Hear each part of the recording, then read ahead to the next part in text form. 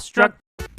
Today I thought it'd be fun to get back to the roots of this channel. I grew up with a Super Nintendo, and finding games, both here and overseas, became a lifelong hobby, but in the meantime I missed out on a ton of Genesis or Mega Drive games. So while this may be a no-duh kind of a video for a lot of you, I thought it'd be cool to look at some of the best games that only were released for the Genesis. Maybe there are some of you out there that are in the same boat as I am, that were so hung up on the SNES that they just kind of ignored anything Sega did. So here we go, and just to be clear, I'm going to go over these titles real quick, not a lot of detail, and I'm not going to go into port differences. I know games like Earthworm Jim and Street Fighter II and Mortal Kombat all came out on both systems, but this is stuff that just got released on the Genesis. If you want information about port differences, there's a couple great channels on that, like Game vs. Game and Console Wars.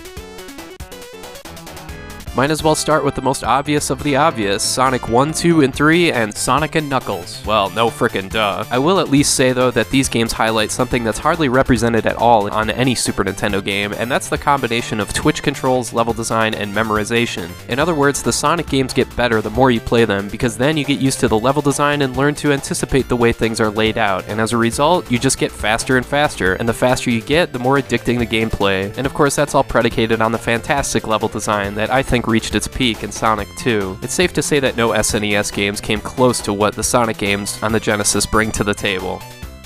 The Genesis also did the run-and-gun genre better than the SNES did, and all it really needed was two games to prove that, Gunstar Heroes and Alien Soldier. The frenetic energy, crazy-ass enemy design, and the non-stop carnage these two games offer is second to none. The only Super Nintendo game that comes close to this kind of action is the Japan-exclusive title Rendering Ranger R2, and even then, that game is just way too hard. Alien Soldier, and especially Gunstar Heroes, are much more approachable and accessible, so by proxy, they're much more addicting. I seriously think Gunstar Heroes is one of the 5 best Genesis games ever made.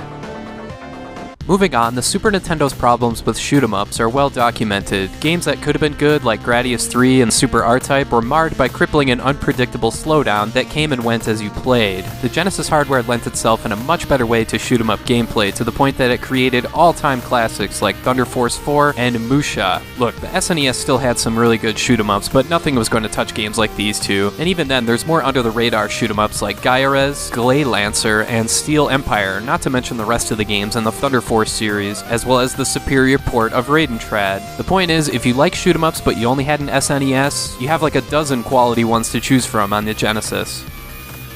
One of the best developers for the Super Nintendo was Konami, cranking out games like Super Castlevania IV, Turtles in Time, and Contra 3, but they didn't stop there. They created a Genesis-exclusive game for each of these series as well, Castlevania Bloodlines, Teenage Mutant Ninja Turtles Hyperstone Heist, and Contra Hard Corps. When I was younger, I thought these were just ports with different titles, but they are in fact original games, and well worth checking out, especially Castlevania Bloodlines. Of course, I have to mention the Streets of Rage series. Super Nintendo had Final Fight 1, 2, and 3, and the Genesis had Streets of Rage 1, 2, and 3, with the second game being one of the best beat-em-ups ever made with a killer soundtrack and fantastic sound design. If you want even more beat-em-up action, then I have to mention Golden Axe, one of the defining titles in the early Genesis library, a fun multiplayer arcade port. Speaking of multiplayer and defining Genesis titles, there's ToeJam and Earl. If any game sums up the early 90s, it's this one. It's goofy, but it's still worth sharing a laugh with a second player. There's also the Shinobi series, in particular Shinobi 3, Return of the Ninja Master. The closest the Super Nintendo got to this was Hagane, and that game, while great, is just way too hard. The Shinobi games represent the same sort of side-scrolling gameplay that's a little more approachable and accessible for everyone, featuring tons of moves, techniques, and power-ups. Speaking of ninja gameplay mechanics, there's also Strider, a really fun and fast-paced action platformer. The SNES again tried to come up with something similar in games like Run Saber, but Strider was just miles ahead and is certainly worth playing today. Sticking with side-scrolling platformers, there's games I've already done individual videos on, like Vectorman, X-Men 2, and Ristar, that are well worth checking out, but there's also games like Comix Zone, where you fight your way through the pages of a comic book, Kid Chameleon, where you use a ton of power-ups to run through over 100 levels, and Aladdin. Yeah, this game is technically different from the SNES game, and it's better and well worth playing. Here's a game versus game video detailing the differences between the two games. No Genesis video would be complete without mentioning NHL 94. Yeah, the NHL series came out in Super Nintendo too, but the Genesis is able to handle multiple sprites like this in a much smoother fashion, so the gameplay here is more immediate and responsive. Speaking of hockey, there's also stuff like Mutant League Hockey, as well as Mutant League Football. The title and footage here of each are pretty self-explanatory, and both games are a lot of fun, especially with a second player. You can even bribe the ref in Mutant League Football. That's so awesome. Sega also took some interesting risks with certain games like Ecco the Dolphin. Yeah, this game isn't for everyone, but it is a curious blend of atmosphere and exploration. It's almost like Sega's answer, kinda sorta, to Super Metroid. It's an interesting idea for a game at the very least. I'll mention a couple games I don't hear mentioned too often, like Landstalker. This is a great-looking adventure-style game with a sense of humor, well worth checking out if you can find it, and there's a lot more information here in this video review from Daria Reviews. There's also Beyond Oasis, a straight-ahead top-down adventure game. This one's closer to a Link to the Past or even a Secret of Mana type clone, but it's really well done. I hardly ever see this game mentioned.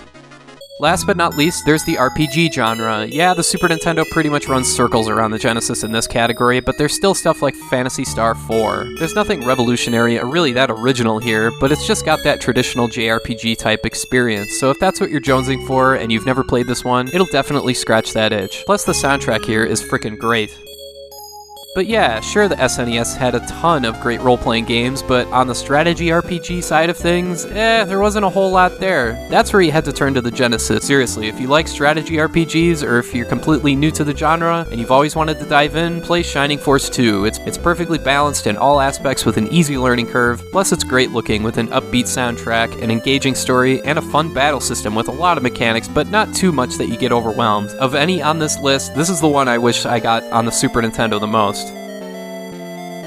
So yeah, that's about it from me. I know I could name like 10 or 20 more games, like the Road Rash games, Rocket Knight Adventures, Mega Turrican, on, but I wanted to keep this video somewhat concise. And I want to give you guys in the comments a chance to list your favorites as well, so go ahead and do that. Anyway, that's all for now. Thanks for watching, and have a great rest of your day.